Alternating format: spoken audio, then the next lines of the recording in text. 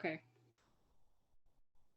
So welcome to biology tutoring for March 11th. Today we're going to be learning about the cell and the cell structures. So overall, the cell is a basic building block for life, and humans are made up of different cells. There are many different types of cells which all have different parts, and each part has a different function to make sure the cell is functioning smoothly. Cells are too small to be seen without magnifying them, and there are two major types of cells, which are eukaryotic and prokaryotic. So the first part of the cell is the membrane, and the membrane is the outer boundary or the skin of the cell. The membrane is kind of like the skin on your body. It allows some substances and keeps others out. Cell membranes are mostly made up of fatty acid-based lipids and proteins. These proteins are embedded in the membrane and stick out onto the sides. Cell membranes can be fluid but change to gel-like in cooler temperatures. So mitochondria is the powerhouse of the cell. This is where the cell gets its energy from. When we eat food, the food that has been digested reacts with oxygen in the mitochondria to make energy for the cell. The number of mitochondria per cell varies. For example, in humans, the red blood cells do not contain any mitochondria, but the liver or muscle cells contain hundreds or thousands of mitochondria. Next is the ribosomes. Ribosomes are areas where they make substances the cell needs, such as proteins. The ribosome is made up of RNA and protein. This protein serves at the site of protein synthesis. In prokaryotes, ribosomes are roughly 40% protein and 60% rRNA. In eukaryotes, ribosomes are about half protein and half rRNA. The nucleus is the brains of the cell. It controls and regulates the activities of the cell. The nucleus also carries the genes, which are the structures that hold the heredity information. It uses chromosomes to tell what the cell to do next. A cell normally only contains one nucleus. The cytoplasm fills up the rest of the cell. The other components of the cell float around in the cytoplasm. It's mostly a gelatinous fluid and water. All cells include a cytoplasm. However, the size may vary from one cell to another. The cytoplasm in the animal cells keeps the organelles of the cell secure and assists with the mobility of the cell, which is similar to the plant cells. Next are the lysosomes. So the lysosomes are known as the trash men of the cell, where they break down or digest certain materials in the cell. The lysosomes are classified as the organelles. Each lysosome is surrounded by an acidic membrane. And then that's the works cited.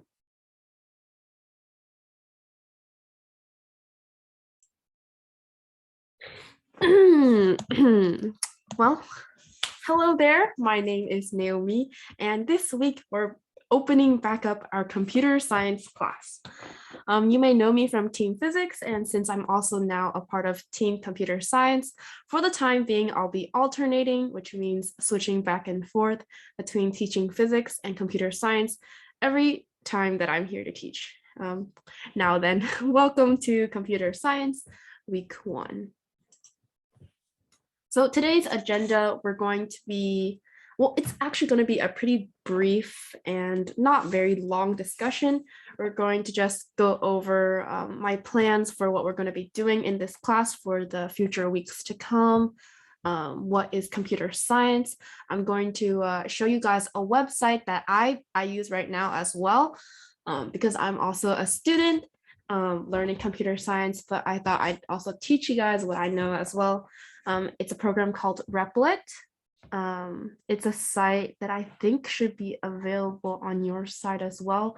It's a great tool where it's like an online kind of IDE. I can go over that another time, where you can basically practice writing code in almost any kind of language that there is. And lastly, I'm going to be creating, or I guess we'll be creating like a demo Hello World program, and we'll get into that later. Okay, so content-wise, so the goal for today, as I just said earlier, we're just going to be overviewing what I plan to be teaching every time that I'm here. So not really the meat the big juicy meat of computer science today, but it will be a bit, I guess, a bit informative and a heads up for the weeks to follow.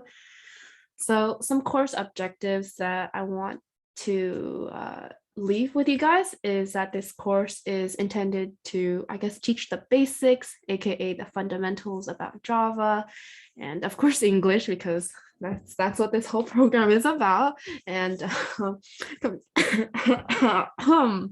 computer science in general. So number 2, students, you guys will learn about the basics. I just said that, the basics of computer science in general, but when it really comes down to it, when you want to learn about computer science, especially in like a language like Java, you can get through that and be successful through just taking the challenge. And actually, I'm not too sure about home assignments. I wrote that down, but I don't really have the power or control over whether or not you do them. So that's up to you on your own time. If you want to go further into this topic, feel free to Google, take a look at other stuff that you can do. And yeah, let's learn. Number 3, there will be times in which certain topics are not clear enough. It is strongly recommended to ask questions that help simplify and clarify these topics that I talk about, which I think learning concepts this way allows students to think outside the box, which is strongly needed in programming and testing software products. Also, feel free to email us. Actually, I should have left like a Google form link so that you guys could answer. Unfortunately, I did not create one.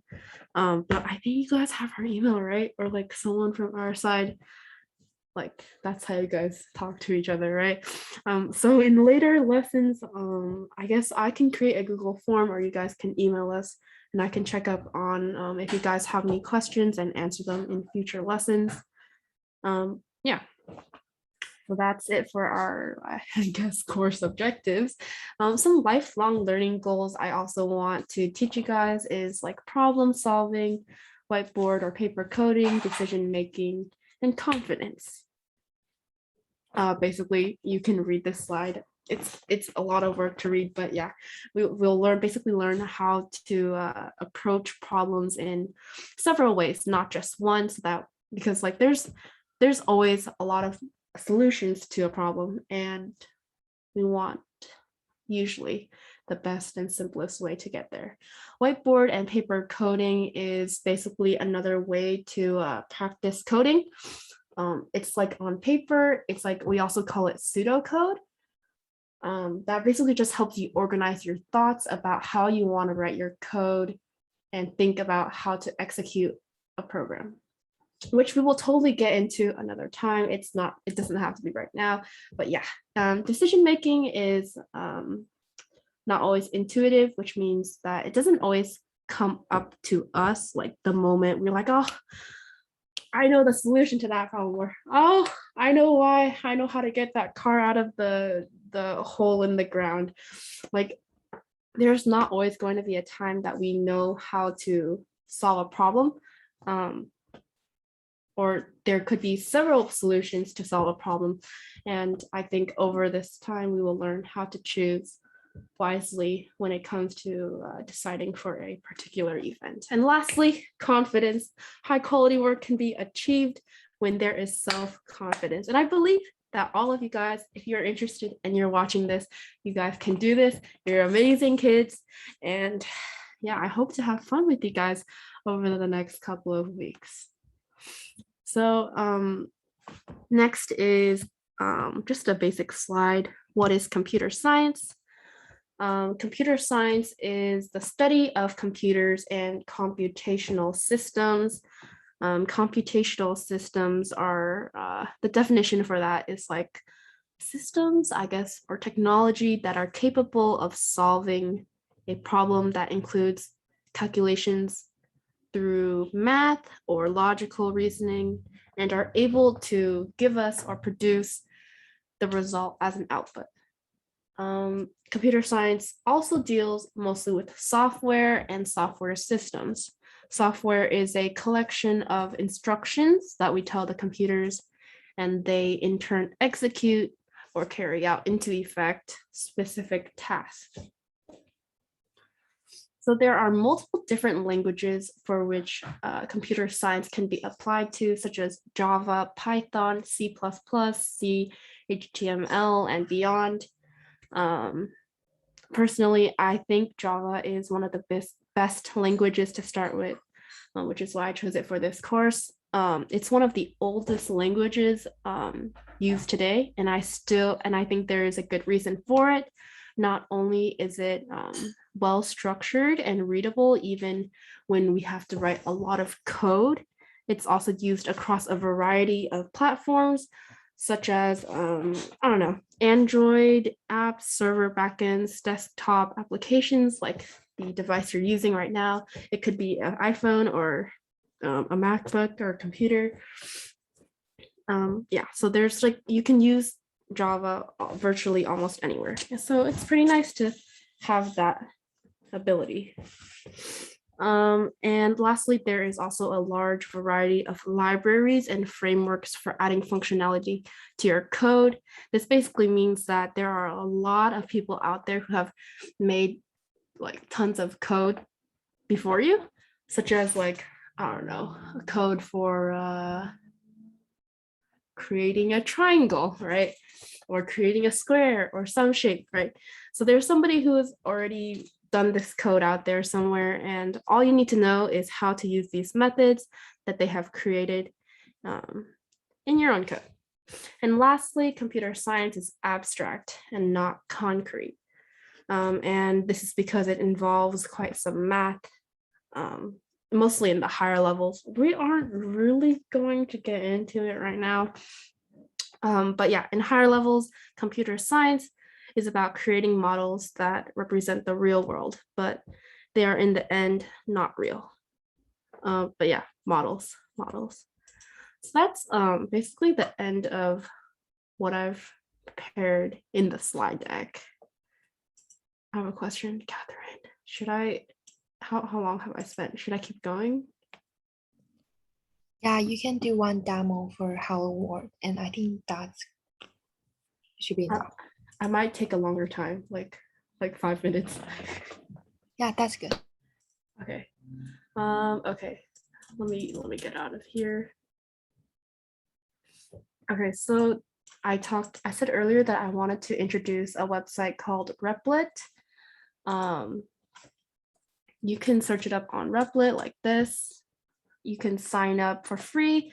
It's what did they say? It's a simple yet powerful online IDE editor, compiler, interpreter. Basically, it's a place where you write code and then you actually see what your code does, right? Because the computer will do stuff.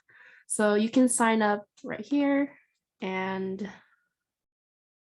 if you have a Google account or something, you can create an account and continue with Google or GitHub or Facebook, or you can just, create your own stuff. I'm gonna log in because I have an account. Let me pause.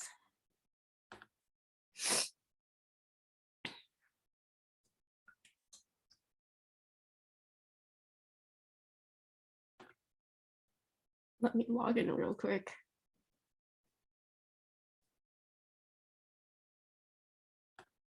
Okay, yeah. So education in Nepal. Okay, so let's see. So today I was thinking that we could maybe go over some main Java topics.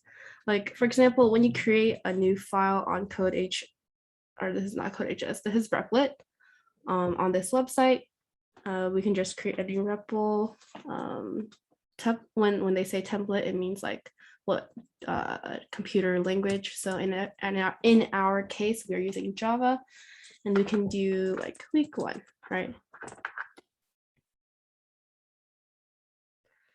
So when you create usually a new file, we see this initial skeleton, which is like this same format. We're going to see this every time we create it. file here. And so there are a couple of components here that we'll discuss to make this a little easier to understand. So the first part is the program class. We'll learn more about this, like actually, oh my God, I accidentally turned on my camera. Oops.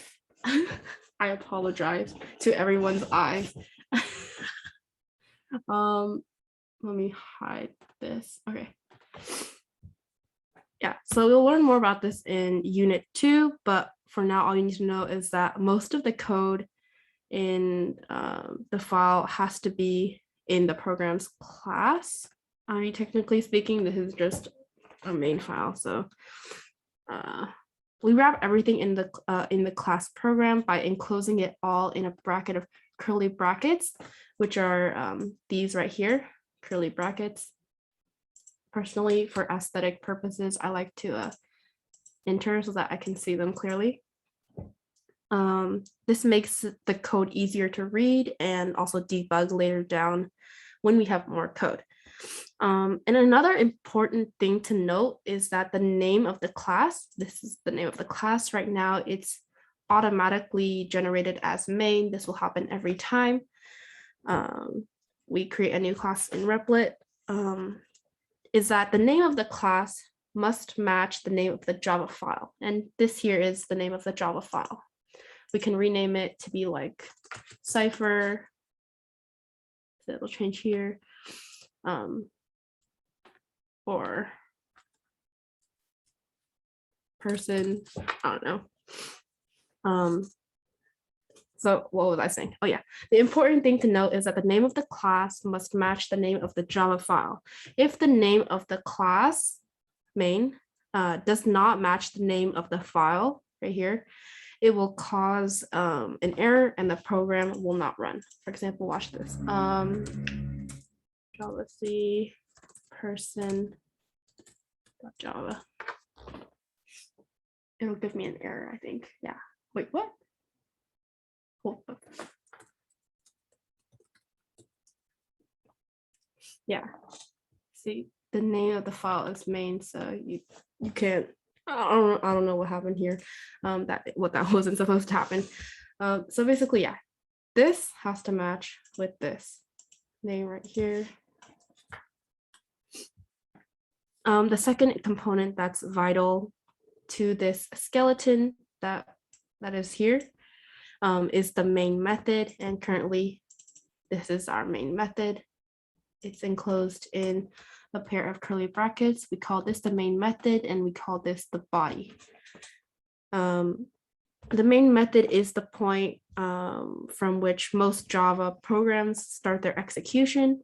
So when you run a code, this is the first part that will always, the computer will start reading first and execute whatever happens. So for example, let's run it.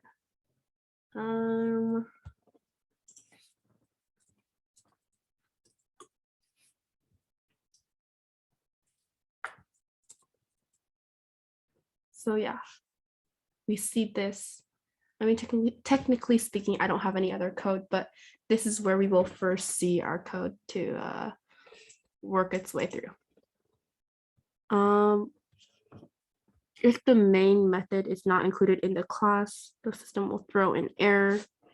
That is another thing. Okay, I feel like I'm like running on too much, but how should I wrap this up?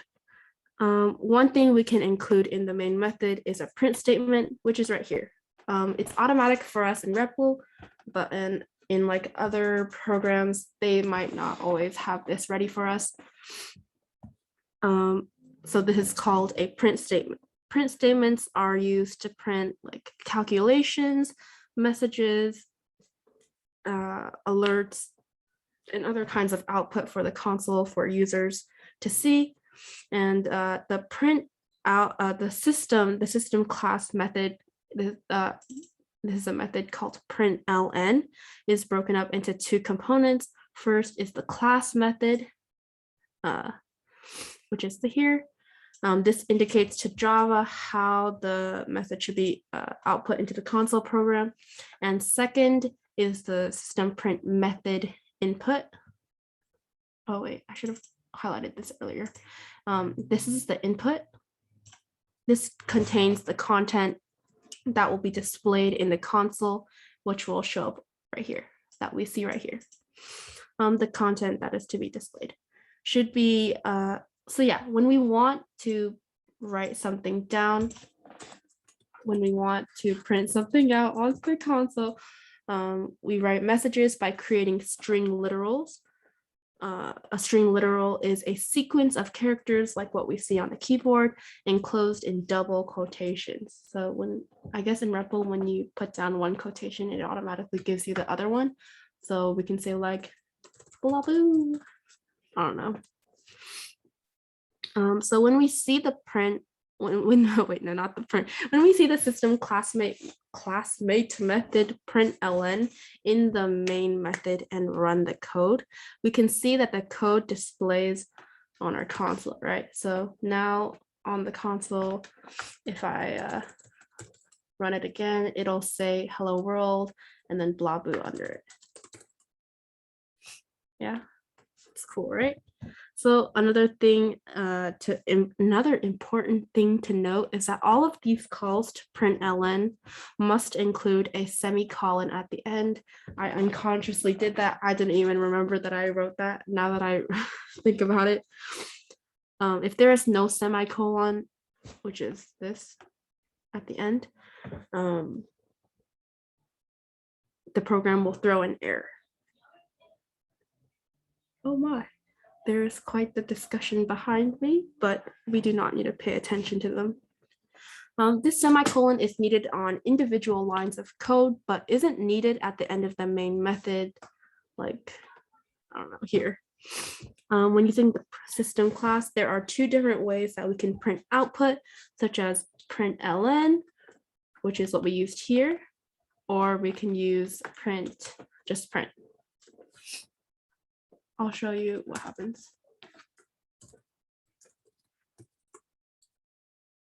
The difference between print and print ln is that in print, print, the ln stands for like line, and that means that like the cursor will move down to the next line and then keep writing. So in system out print, in just the normal, oh my God, there's quite the argument behind me, but please don't pay them any attention. So in print, they don't have the ln, which means the cursor, when the computer is running, it's going to say, it's going to type out hello world. And then you see this cursor right here, right? But it's going to stay right there. It's not going to move on to the next line. And then it goes on to the next line of code that says blah boo. And so it types out blah boo. And then because this stands for like a new line, the cursor moves down onto the next row, ready to do the next computer instruction that you provide it with. So yeah, basically the big difference between these two is that the print ln will display the message on a new line, while the print statement will print the message on the same line as the print statement before it. Here you can see, actually no, this is pretty much good enough for today. I would say that is basically all I really wanted to teach you guys. If there's anything to go over, it's that if you want to continue learning about Java, you should make an account on REPL and try out, play around, see if you can do a couple of print lines and tell me how it goes. Wow, the back is really fierce. But yeah, now it's your turn. And I hope you guys can get some practice, get some stuff in, play around with this. And yeah, I'll see you guys next time. Bye.